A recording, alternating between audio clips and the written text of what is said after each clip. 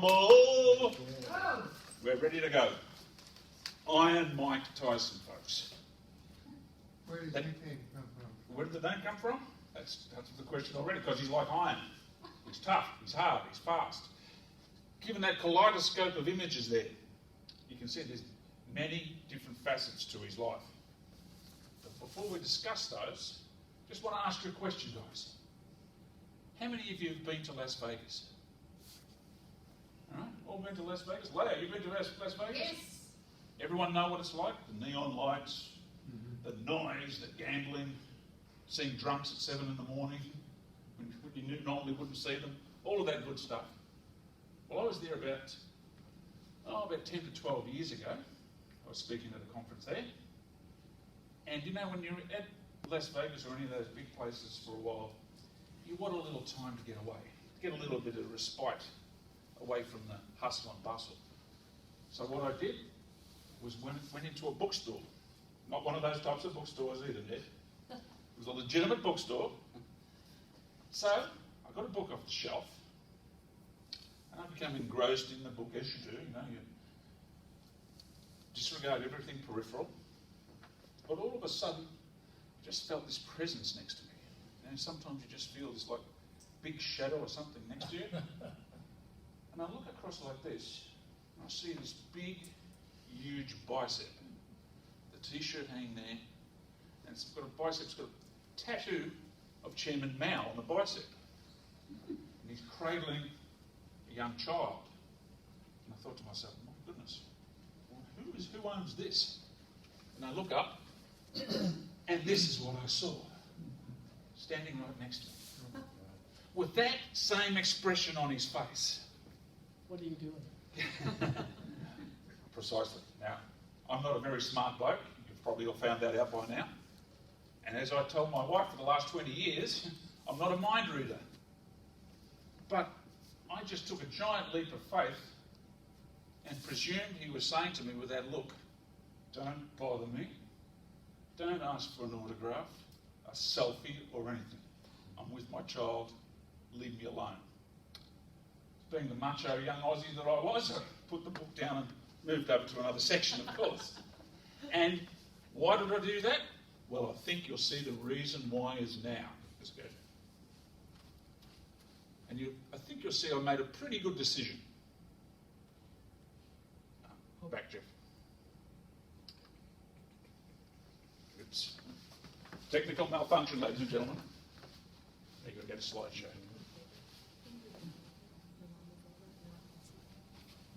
Slideshow.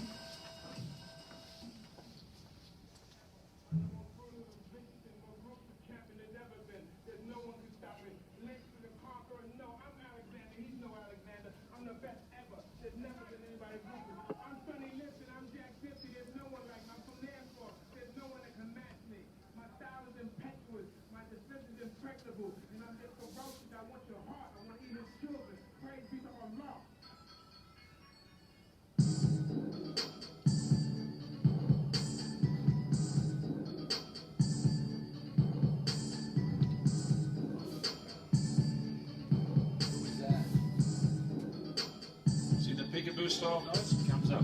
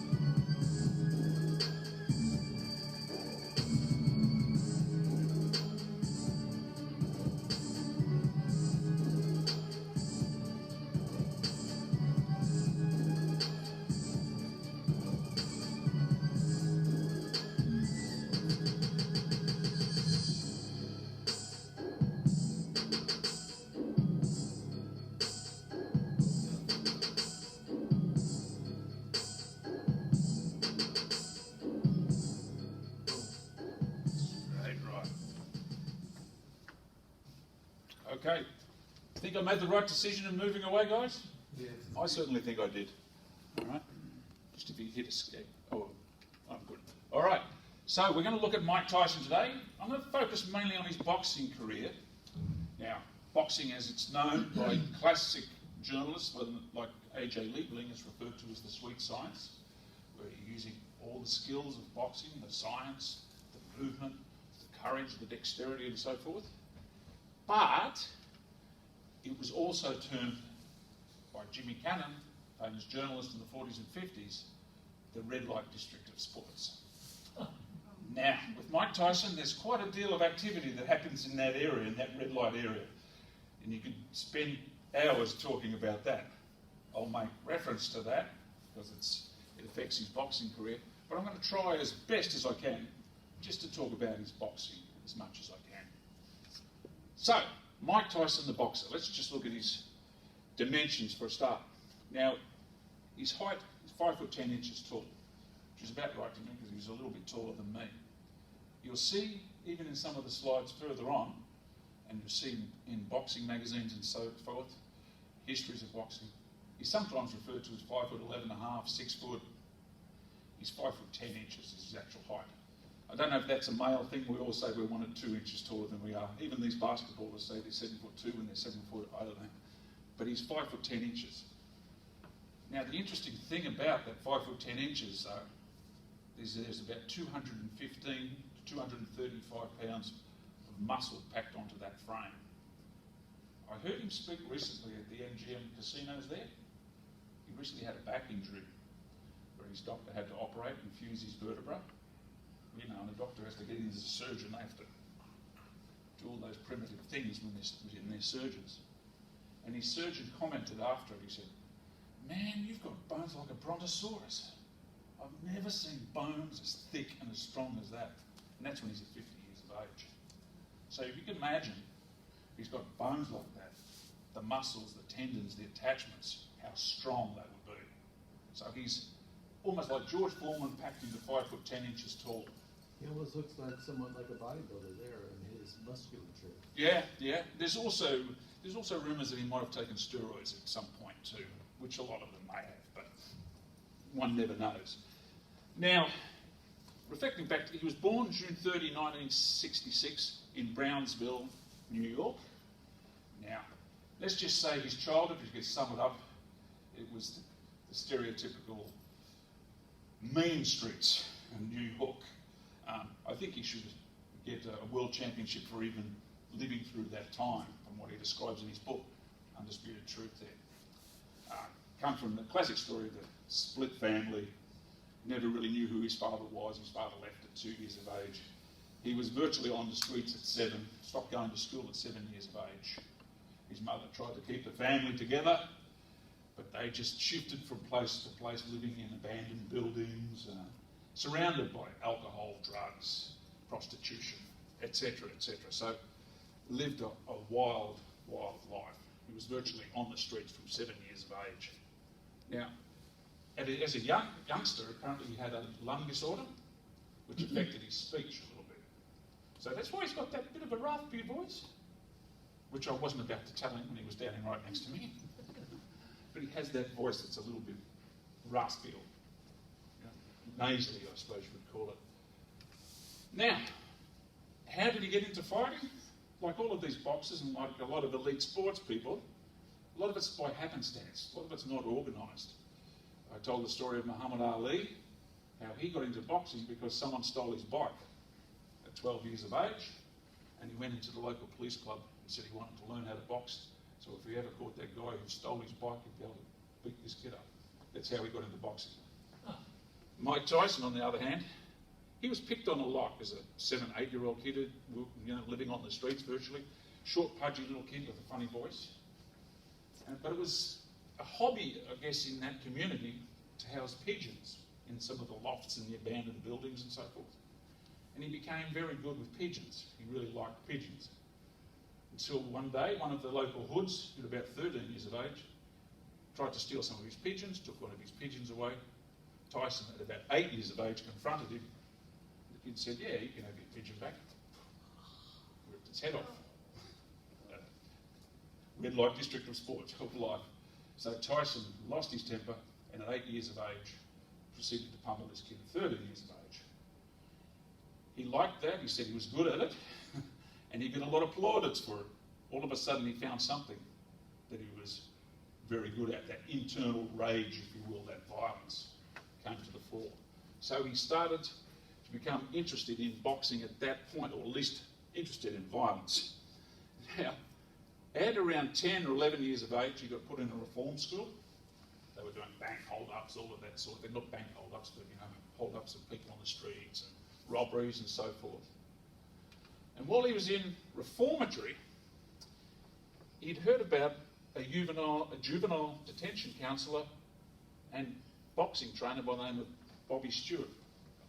Now, Bobby Stewart was a very proficient boxer himself, a national light heavyweight champion at one point in the amateurs, had 13 professional fights. So he was quite a proficient boxer.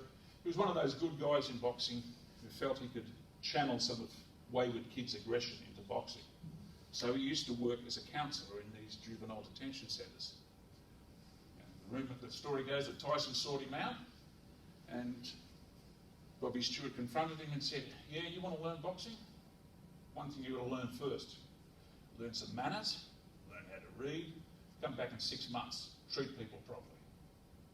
And Tyson was shocked that someone would have the guts to say that to him, because now he was at 12 years of age, he was 190 pounds, and he'd started to lose that body fat. So he was a 190-pound man at 12 years of age. Okay, his body was starting to mature. At this point, Bobby Stewart said, go and learn to be a decent human being first. And he said he did. He learned to say please and thank you and not get into trouble. He went and saw Bobby Stewart again and said, "Hey, listen, I followed up, talked to my counsellors, can I learn boxing?" He said, "All right, get in the ring." So they got in the ring and sparred. Bobby Stewart is a professional at this point. They sparred for a couple of rounds. Bobby Stewart says to this day, this 12-year-old kid was all he could handle. He thought, my goodness, I'm a professional boxer and this kid's really killing me. Until he pulled out an old boxing trick and landed one in his solar plexus. The guys can tell you here, folks, if you get hit there, it's as good as getting hit a couple of degrees down under. So Tyson proceeded to fall on the floor and vomit up his breakfast, his lunch, or whatever else was left in him. And he decided, wow, I'm not so tough after all. Maybe I do need to learn how to box. So Bobby Stewart took him under his wing. Now he proceeded from there. He saw this kid just had a raw talent, the aggression and the strength. He said it was way beyond his years. He couldn't fight even another 12-year-olds. He'd kill other 12-year-olds. So he was fighting 18-year-olds, 19-year-olds in amateur bouts. And he was going very well in his amateur career. He ended up in his amateur career, ended up as an alternate on the Olympic team. Didn't quite make the Olympics, but that's still pretty elite to make it to that level. It's at this point that Bobby Stewart decides to have Tyson meet a fellow by the name of Constantine Cus D'Amato. Cus D'Amato is one of those traditional, stereotypical boxing trainers you see in the movies, the Rocky movies. Give it all you got. Go out there and kill him, kid. One of those type of guys. But a pretty smart fella too. Self-educated, read a lot on philosophy, psychology. As his quote says there, a boy comes to me with a spark of interest. I feed the spark, it becomes a flame. I feed the flame, it becomes a fire. I feed the fire, it becomes a roaring blaze. So he was full of all of those homilies, and he would imbue those in on Tyson about the psychology of fear, etc., etc. And what he did was refine Tyson's technique. And by the way, he'd been a successful boxing trainer up to that point as well. He had 2 ex-world champions before he took on Tyson. Do anyone know who those 2 are? Floyd Patterson on your left was a world heavyweight champion at a point. The fellow on the nearest to me is Jose Torres, who was a world light heavyweight champion. So Cus D'Amato had not just his way with words, he was a proficient boxing trainer. But he taught him the peekaboo style. Peekaboo style, for some of you who've been into my class, we talked about that. It's this type of movement. So if someone's throwing jabs at you, you're moving under. And you're going to the body, going to the head. Now, I think Mike Tyson probably demonstrated better than I can. Before I get to that though, while D'Amato was his mentor and strategist, if you will, his actual trainer, getting in there, reading things, taking through the pads, was a fellow by the name of Teddy Atlas, who's a proficient boxer as well, proficient amateur trainer. Talk a bit more about him later. But let's have a look at that peekaboo style.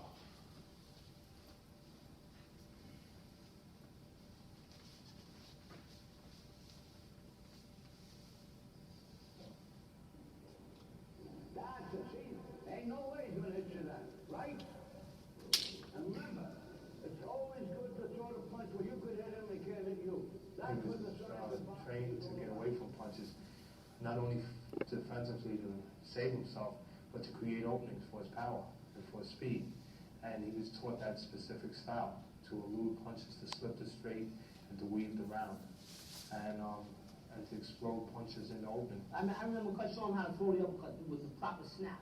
And Mike would come right over here in the mirror and just practice it for like, round after round. With D'Amato as the teacher, Tyson became an obsessive student of boxing. Not just technique, its history. While in the gym, he practiced D'Amato's peekaboo style, fighting with one's hands high, as if in a defensive screen. At home, he would spend even more time practicing moves, as he had late into the night in the reform school. And his spare time would be dedicated to studying old boxing films.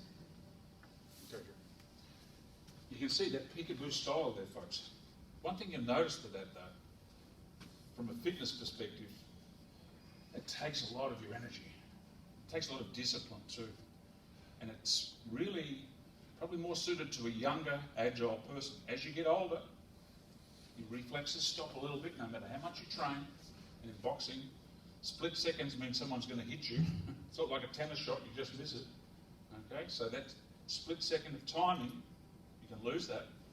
Plus, if you're not as disciplined as he was then, you tend to get a little bit lazy. And that's what happened to him later in his career. But it's very effective when he's young and he's powerful. And you can see what he was doing in that move in those pictures before. What D'Amato was talking about being hit where no one can hit you is he would change his feet, hit from that angle, change back the other side as well. So he could have knockout power in both hands, which is unusual for a boxer. So it was very effective up to a point. Again, here's Cus D'Amato talking about fear and about how the hero and the coward both feel the same thing. But the hero uses his fear, projects it into his opponent, while the coward runs. It's the same thing with fear, but it's what you do with it that matters. So here again, he's projecting all that psychology onto Tyson. And this is the first time in his life he's had a real male figure that he can relate to, other than the boxing trainer, growing up as he did. So D'Amato is really inculcating that into his brain. Now, here's a picture of him having having a group lunch. What happened? At about 13 years of age, Tyson had finished his sentence in the reformatory school, and he could have gone back to his community, which would have been just trouble. Who knows if he would have lived through that. Cus D'Amato actually became his legal guardian. So he kept him up in the Catskills in New York, training boxing all the time, taking some education and so forth. So he adopted him in a sense. Now that sounds all very nice. It sounds like a traditional Hollywood story, which it is. Teddy Atlas, who we talked about before, Teddy Atlas is now a pretty prominent boxing commentator out there. You'll see him quite a bit on boxing telecasts.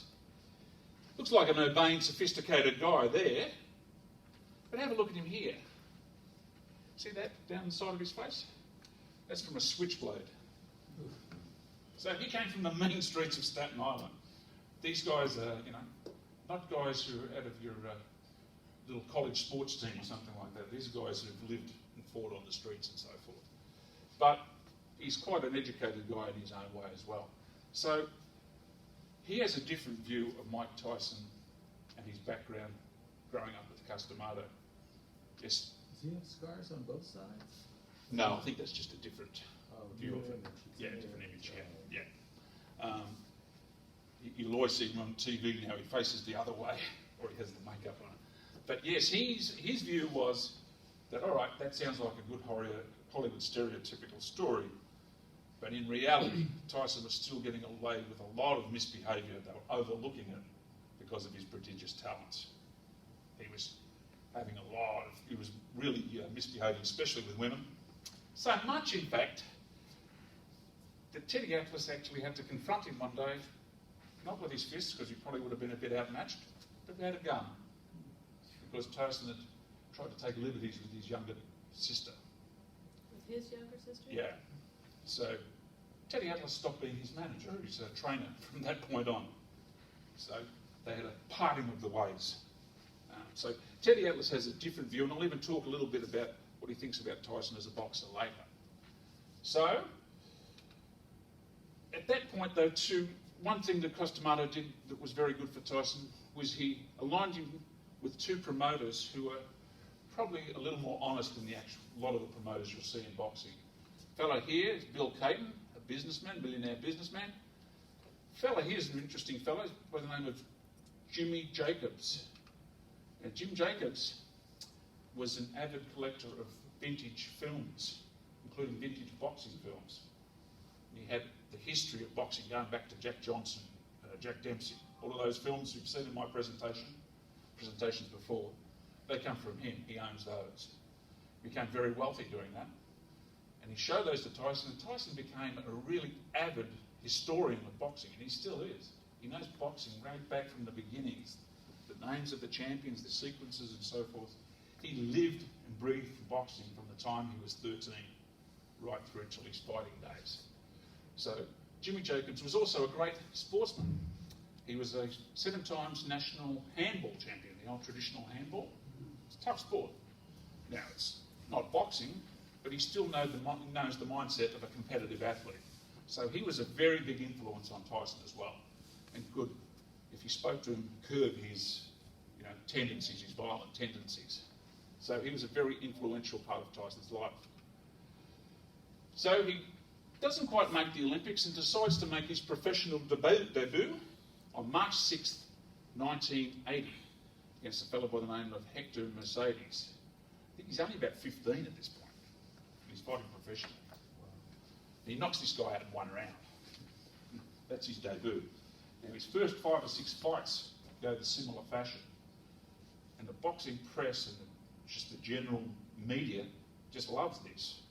Because, if you remember back to those times, Muhammad Ali had just retired a couple of years before, and there was really no one that really captured the limelight like Muhammad Ali. When would there ever be? He was probably once in a lifetime type of athlete. And the next heavyweight champion was Larry Holmes, great boxer, but just didn't have the colour and the joie de vivre, if you like, of Muhammad Ali. So the press was looking for something to really bring boxing back alive again. And they found that with Tyson, and especially with that Hollywood type of story, him coming from the streets, being taken by an old man and curbed his way and making him into a champion and so forth. However stereotypical that might be. Now Tyson's fighting away, he's knocking people out, left, right and centre. Before he gets to fight for the championship, Costamato dies. He was an older man at that point. I think he died of pneumonia or something like that. So there's a big influence in his life. It's gone before he becomes a champion. Now his first effort at becoming champion is against a fellow named Trevor Berbick. And you'll see here, his height's referred to as 5'11.5". Okay? It always gets exaggerated. But here's what's happened to Trevor Berbick. And Tyson, the youngest ever to challenge for the world heavyweight title, gets hold of him.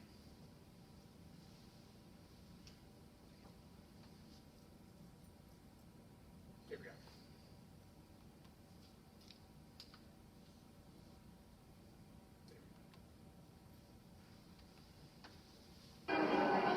Years old, Mike Tyson on his way to becoming one of the youngest heavyweight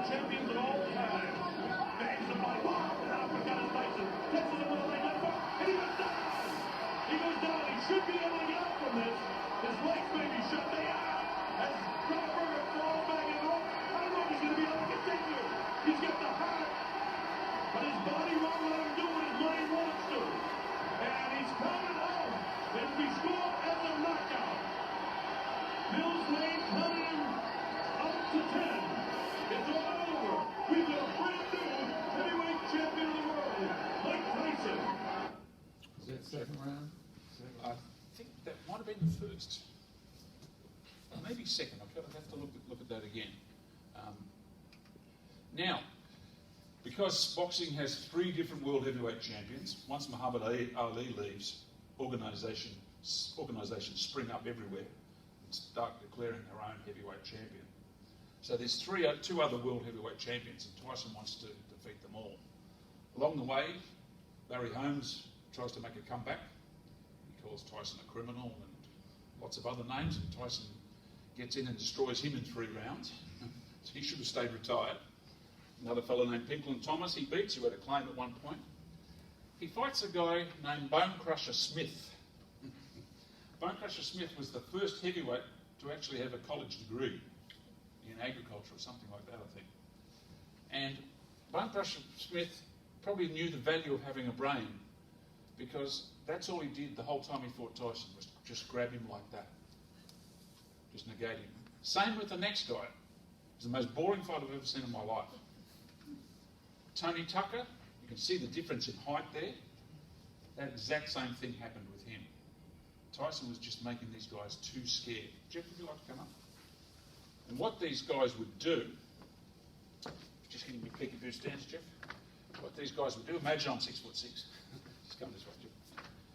They would just grab here at his hands so he couldn't move, or alternatively, control him by the neck. Tyson wasn't able to punch.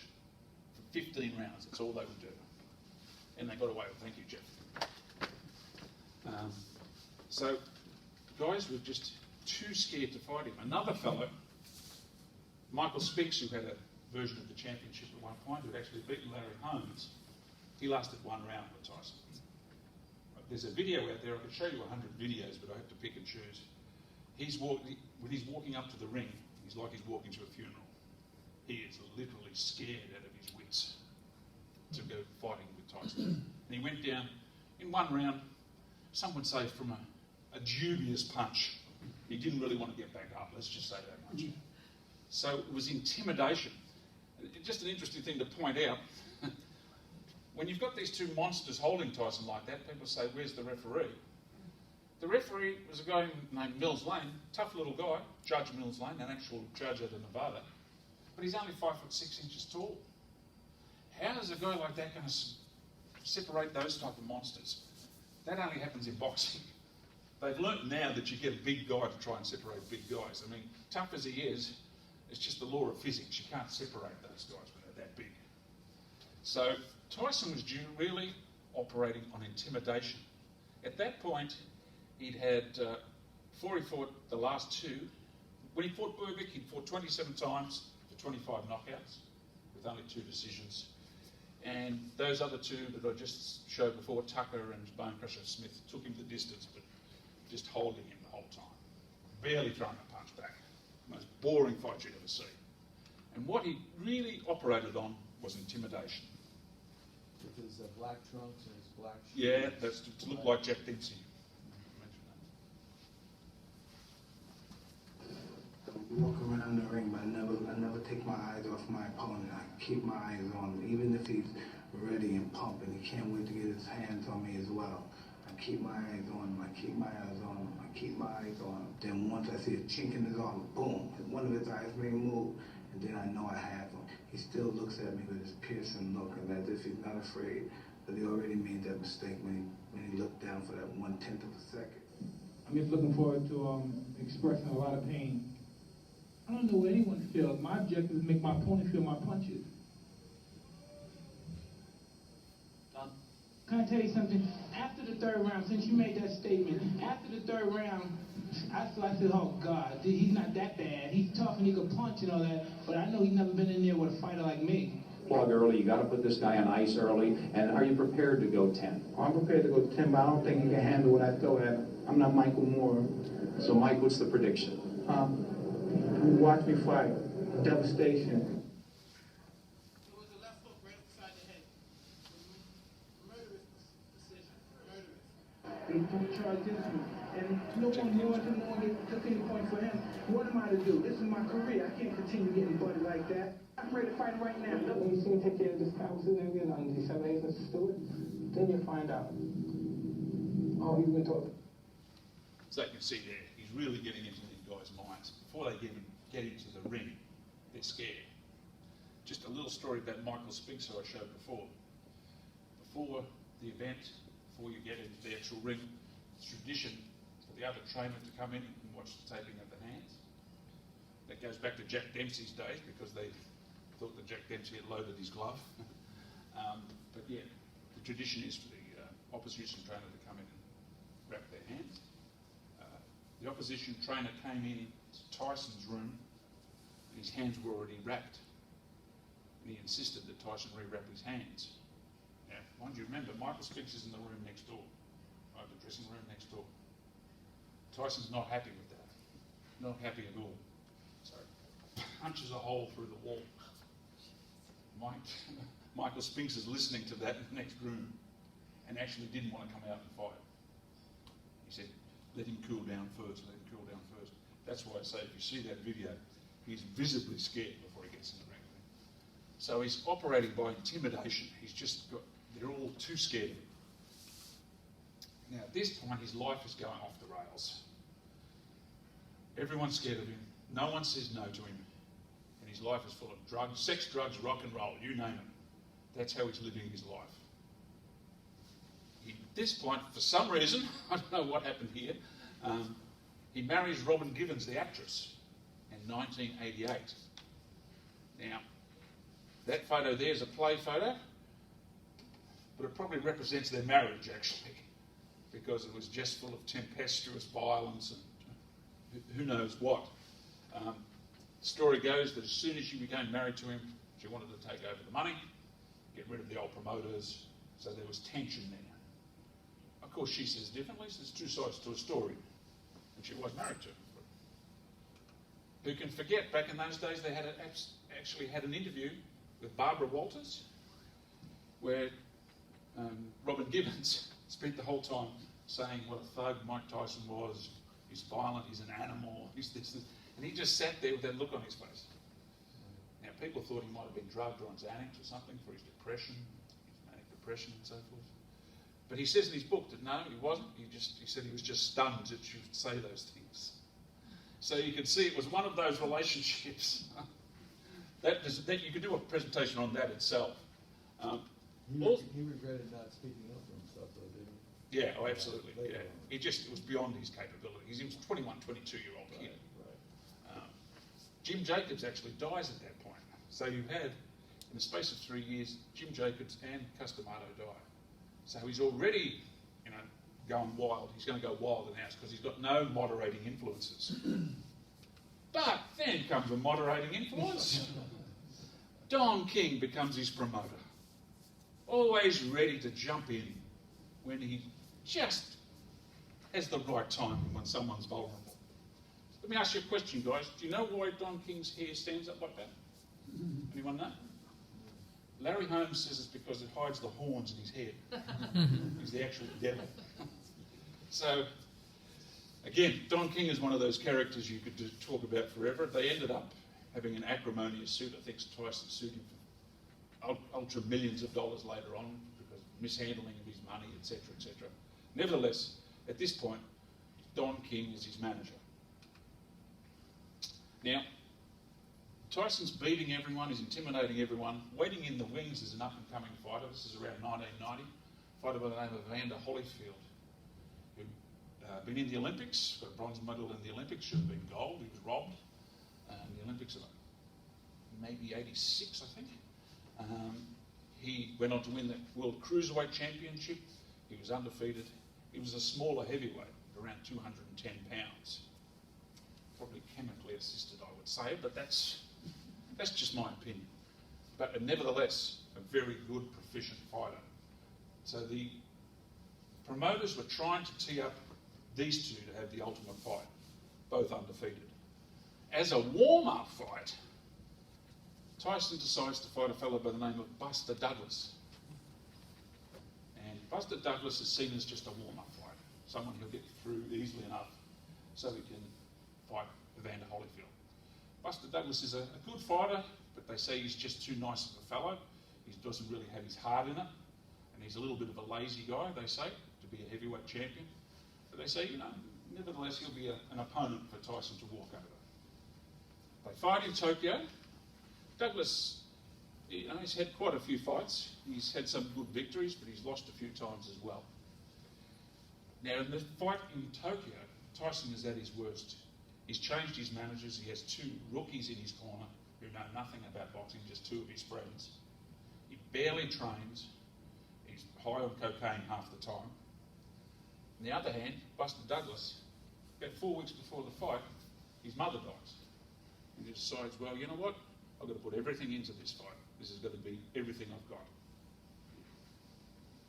Go for it 100%, no matter what happens. So, this is what happens on February 11, 1990. Tyson is 49-1 favourite in Las Vegas.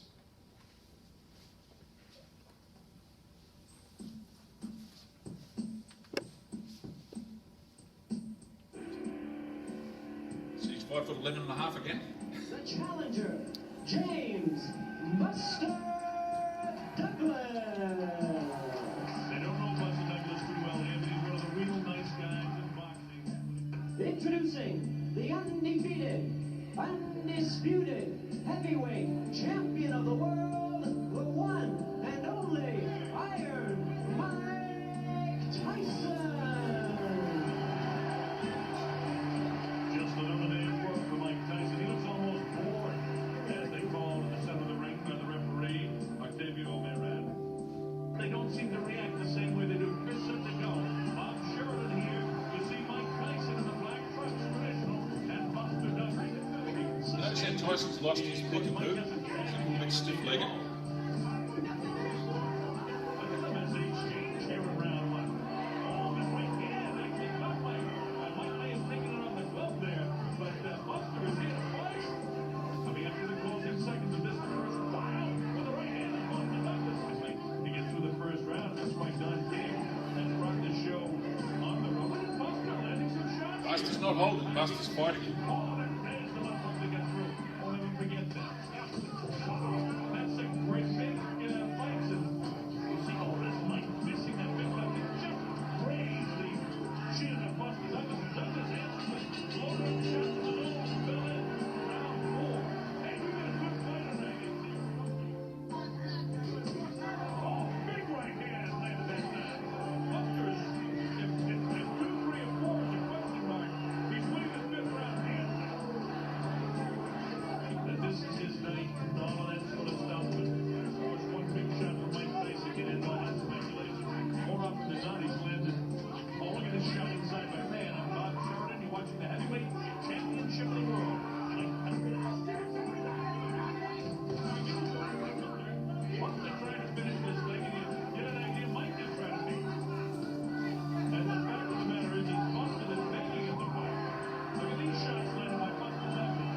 And if Buster was out of Kansas City early going into this round, he's getting back together in the late portion here. Raising left hand, chopping right, misses. Uppercut landed by Mike Tyson. That's one of the few uppercuts he's landed in the fight. We've been looking for that all night. Oh, that's nice. That's right. Buster Douglas. It goes up to 2, and 3, and 4. His eyes from where I'm sitting are fairly clear. It's up to 7, and 8. And there it is, the 9. Is he going to get up? Yes, he does. All right. And look at that. The 8th round. What a round for Mike Tyson. That's it. Very much, yeah. Tyson only has to get 2 months. Shot again. He's down, he's up to the uppercut. Come on, little Buster's throwing shots back. Look at this. Buster is not ready to pack it in. I haven't seen Mike in this kind of trouble before. Look at Mike actually grasping the him on. Mike missing the shot. Buster holding up the shot. We're past the midway point, round 9, and I expected Mike. Look at this. Look at Buster coming back. Did he fuck to the right to Mike? I don't know. He got it again. Buster fights back.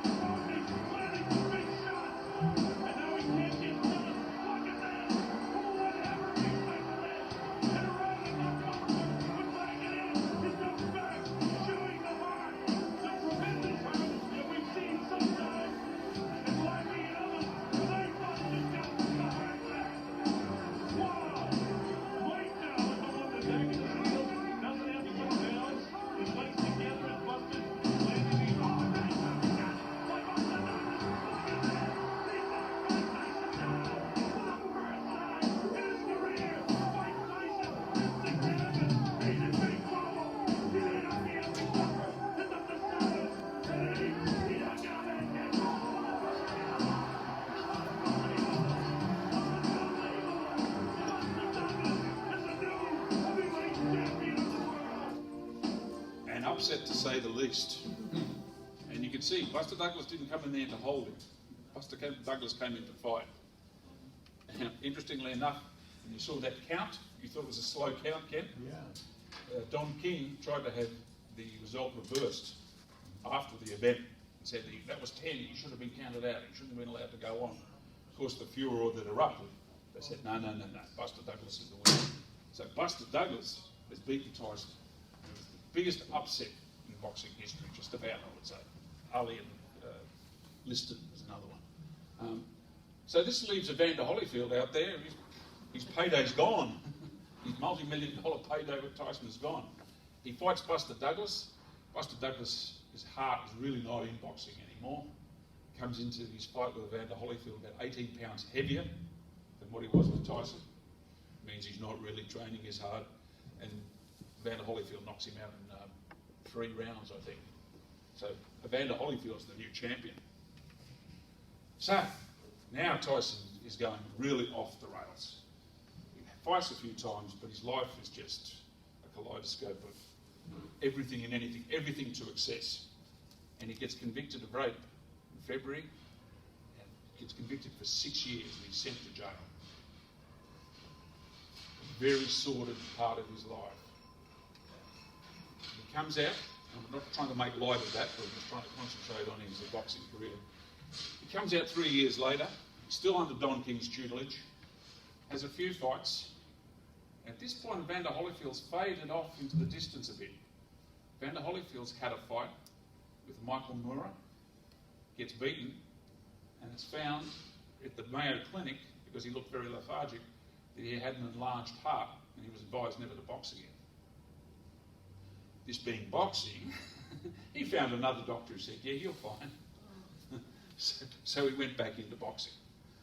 But anyway, at this point, again, it's an alphabet soup of champions out there who've claimed the world heavyweight champion. First one was Frank Bruno. Tyson had fought before. Tyson knocks him out in about 5 rounds. Remember, Tyson's had 3 years of inactivity at this point, much like Ali did when he was, had to stop because he wouldn't join the army because of conscription issues. But he can't possibly come back as well. And you've had 3 years off. Your reflexes and things are going to be a lot slower. But nevertheless, he comes back, beats Frank Bruno, fights another guy named Bruce Sheldon. If you ever want to see a guy take a dive, it's a 1 round. It lasts about 1 minute. Tyson barely touches this guy. The guy falls down, gets back up, falls down again. He was as sane as any of us were here. And I remember the commentator, Jim Gray, said to him after it, Bruce, you don't look the slightest bit hurt. Oh, I am, yeah. Oh, yeah, my pride is hurt a lot. I'm hurt. He didn't want anything to do with it. So Tyson's intimidation factor is still there. So he becomes the champion. And there's no one around, they think, who can really beat him. But Holyfield is in the middle of his comeback. He's about 34 years of age. And they decide he's going to fight Evander Holyfield.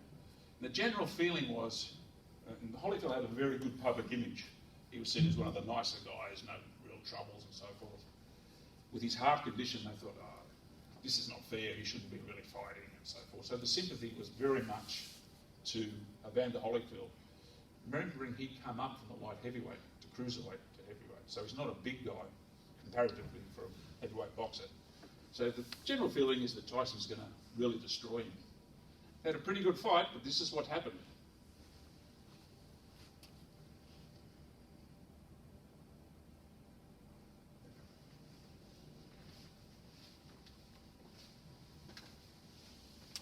Almost nobody. First real signs of weirdness on Holyfield. First real signs. Combination from Holyfield. Holyfield looking to air it out. Holyfield looking here, taking a shot. He's going for it. Oh, Tyson's in trouble. Holyfield smothers Tyson. Looking to put Tyson down and end the fight. Tyson in dire trouble. He's saved by the bell. Mike's on his feet.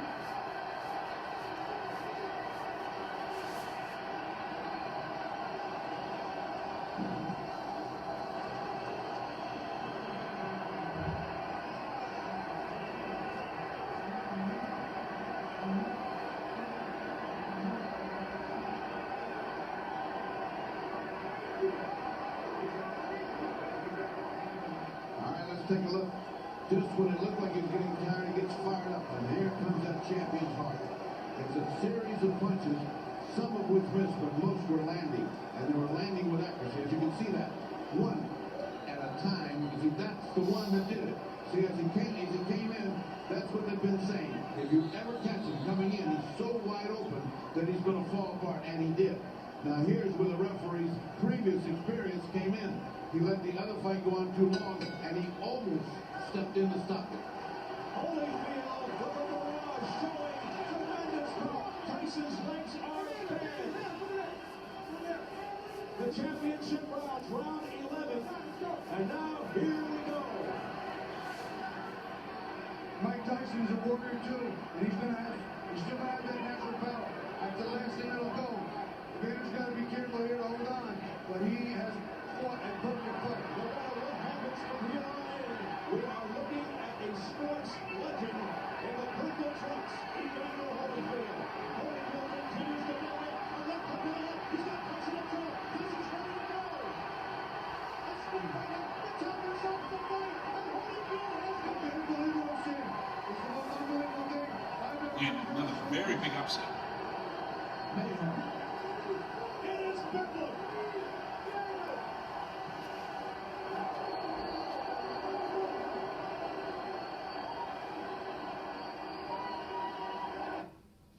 Okay, now, Holyfield's got a very good public image, but in actual fact, if you watched him fight there, he's what's known as a little bit of a dirty fighter, because he comes in with his head a lot, this is his head, hits low sometimes, and Tyson was suffering from that. If you noticed that, one of the things Holyfield was known for was to lead in, his head comes down, that big bald head of his.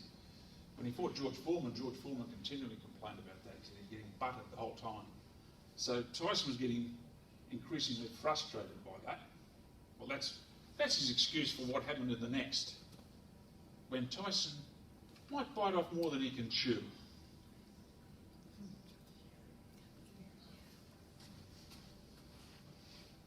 Their second fight.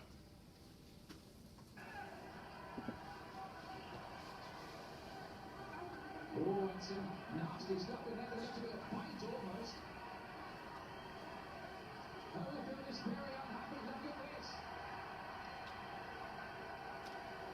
It looked as if Tyson bared his teeth at one stage in the exchange. Yeah, he did his ear. That's what Holyfield was in a lot of pain from that. You see the blood on the ear. That was definitely a fight. Well, feelings are running very, very hot indeed in there. Holyfield was outraged by that. Now, what is the referee going to do about that? 1 point deduction for Tyson. It's here. Now, let's take a look again. It's just here. He gets into the position there. Watch. You see, he stays there. There he bites him there. You see him in his teeth. And Holyfield in agony at that point, trying to rip free. And an awful lot of... Okay, it definitely says the red light district of sports. Tyson's excuse is that Holyfield's continually butting in, and he just loses his mind from that. Actually, when they separated, they came back and fought, started boxing again. Tyson bit him again. So that's 2 times, and actually he lost part of his ear. Tyson beat him again? Or? Yeah, bit him again. That was just the first time. He bit him twice. The video could go on a little bit longer, but yeah. In the same fight, he bit him Same twice. fight, yeah. So he was disqualified, and then there was a riot in the ring and so forth. At this point, Tyson's life is totally off the rails. He's banned from boxing for a year. He's persona non grata everywhere he goes. But, like always, he comes back to boxing. And now he's starting to get older. He fights a few guys along the way. One ends up in a disqualification. He actually tries to break a guy's arm in one fight when they grab him. And they had to get him separated. So he's really gone off the rails. 2002, when Tyson's 36 years of age, he fights Lennox Lewis. Lennox Lewis is 6'5" there. I thought he'd be about 6'6", but give or take an inch. But he's one of the best heavyweights in the last century. He's an Olympic champion, big, strong guy out of Canada originally, but lives in Great Britain. Great fighter. He's at his peak. They have a press conference where all of Tyson's thugs are there. Ends up in a wild brawl, and he bites Lennox Lewis on the leg. So, this is red light district sports stuff. The guy would be in jail if he didn't have boxing. So, Lennox Lewis destroys him in 8 rounds. Tyson's peekaboo has lost all its speed. He actually was competitive for 2 rounds, but for 6 rounds, he gets really humiliated by Lennox Lewis. So Lennox Lewis is a champion who remains champion for quite a few years, gets beaten a few times. He has a few fights after that, and finally his last fight is in June 11, 2005, against a very, very journeyman type of fighter by the name of Kevin McBride, an Irishman.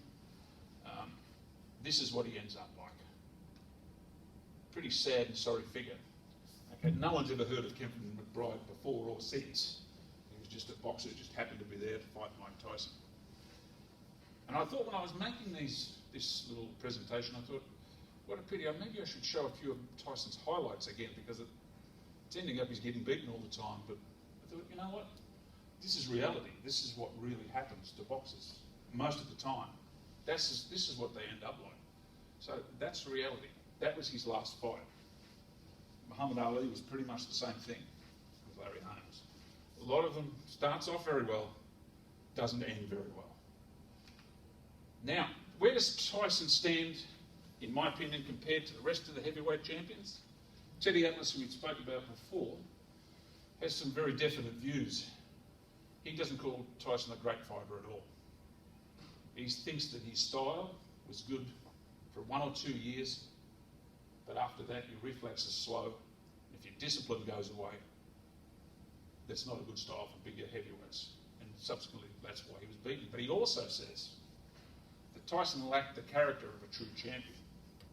Whenever he was confronted with someone who actually fought back at him, he really couldn't deal with it.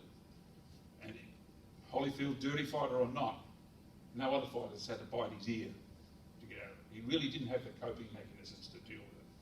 That's what Teddy Atlas's view is. I sort of somewhat agree with that, but I do think Tyson was just in pure terms, not his character, his boxing. I would rate him in the top 10, but towards the lower end. Gene Tunney at number 10. Tyson about there. Joe Frazier I thought was a little better than Tyson. Jack Dempsey, Larry Holmes, but Lennox Lewis, big George Foreman. That would have been a great fight if those two had ever fought. But as far as the top 3, I would say Jack Johnson at the turn of the century, our Jeopardy question. Joe Louis, pre-World War II, and of course Muhammad Ali. That's just my opinion. If you ask me next week, maybe I'll change the order around. But I think any one of those 3 you could say was the best. I don't think Tyson rates at that level, either in terms of his skills or the longevity of his career as a champion. But still, pretty good, pretty effective fighter, as we saw. So where's the future for Mike Tyson? Who knows? Is Robert Frost, the poet says, does he keep on going along the same path, or does he take the path less travelled? Does he keep following the same habits now that he's in retirement? Well, when he first got out of retirement, life of excess seemed to be his way to go. He was weighing about 330 pounds at that point. He was appearing in a few movies, like the Hangover movies and things like that, but he was living life to the excess. One wouldn't have thought that he was going to last too long doing that. But, like in lots of lives, some things come along that make you change a little bit. He had a daughter. I don't know if it was the same daughter I saw him with. Timeline's right, but I can't be sure that it was the same daughter. But she died in a treadmill accident at home, on a home treadmill. As I understand it, you've got home treadmills, the cord for the stop. Yeah. Somehow, as a little kid, she got that wrapped around her neck, and she died. And that changed his life. He decided, wow, what a selfish life I've led, and had time for self-reflection. He's since gone on to write that book. If you hear him speak, he's surprisingly very articulate. his actual word usage and his range of language is much more than you would find in most boxers, I would say, which is typically not a great sample group, but he's quite an articulate fellow once he's away from all his acolytes. And he started a stage show in Las Vegas, directed by Spike Lee, called Undisputed Truth, where he actually gets up on stage and he talks for an hour, hour and a quarter about his life, his boxing, his pre-life, and what he's doing now, and so forth. I was very sceptical, but I saw it on HBO, and he was quite good. Now, it's not Shakespeare, by any means. For a whole hour? Yeah. But I mean, anyone who can do that, more power to them, I say. He's doing that for an hour, and he's very entertaining, very animated, doesn't appear to be affected by the brain damage or anything like that. Quite a good show. He actually did one just recently at the MGM last year down in Maryland there. It was okay. It was his Undisputed Truth 2, but I didn't think it was that great. But his first show was very good, so more power to him if he's doing that. He's also, when Teddy, I haven't got a slide there, but when Teddy Atlas talks about his character, he's also apologised to Teddy Atlas, made a public apology to him and to Evander Holyfield. So I always think, well, it's good if you can apologise at least. Mind you, he's never apologised to the lady who he charged rape for, so that's another story, I guess. But his latest investment, if you will, is in a 40-acre marijuana ranch in San Francisco. He invested there with a group of other guys in January of 2018. Now, full disclosure here, I've never had marijuana. Alcohol's been my drug of choice. But what they say, one of the purported benefits of smoking pot and marijuana is that it calms you down, makes you more mellow. Well, one can only hope that in his case, next time I'm in a bookstore in Las Vegas, hopefully I won't see the fellow on the left, but maybe I'll see this fellow on the right. Hopefully that's where his life is heading now. So on that, ladies and gentlemen, I'd like to finish. Happy to take any questions. Yes? That marijuana ranch, 40 acres in California? Yeah, apparently. Well, the feds would take a dim view of that, wouldn't they? Well, isn't it legal there? No. It's legal in California? Legal in California. Yeah, it's legal in California. Yeah. Apparently. As far as I know, I think they were talking about that in the latest political rounds and so forth. Yes, Dan? Married, children? Oh, he's been married 4 times. That could be another whole other presentation. But he's happily married. He's got about 3 or 4 kids at home. So he's pretty much on the straight and narrow there. One hopes. One never knows. And where's he live?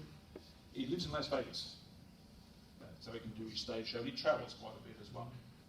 And as far as his future, I heard him interviewed recently by Howard Stern. Howard Stern, what are you going to do, Mike? What's your future? I mean, you're not a boxer anymore. And he said, you've got to remember, Howard, I'm Mike Tyson. I'm Mike Tyson. I'm always going to get attention. I'm always going to get money. I'm Mike Tyson. That's one way of looking at it, I guess. Yes? You said the name of his book is Undisputed Truth? Yeah. Because how do you spell it? Undisputed Truth? Is it U-N-I? Because on your screen up there it said U-N-I disputed, which is not undisputed. Probably my bad spelling. No, I don't think so. It was something that looked like it was a poster with the name of it on there. It was U-N-I disputed. See it there? Oh.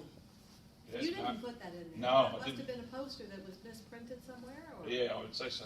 Good pickup, though. Yeah. I wouldn't have seen it. I You weren't a lawyer, were you? thought they were trying to tell us something. Uni? No. Is there something key in there? No, I think it's just a typo. Maybe that took the key. Any other questions, folks? Thank you very much. I hope you enjoyed it. Yeah, very good. Happy Thanksgiving and keep punching.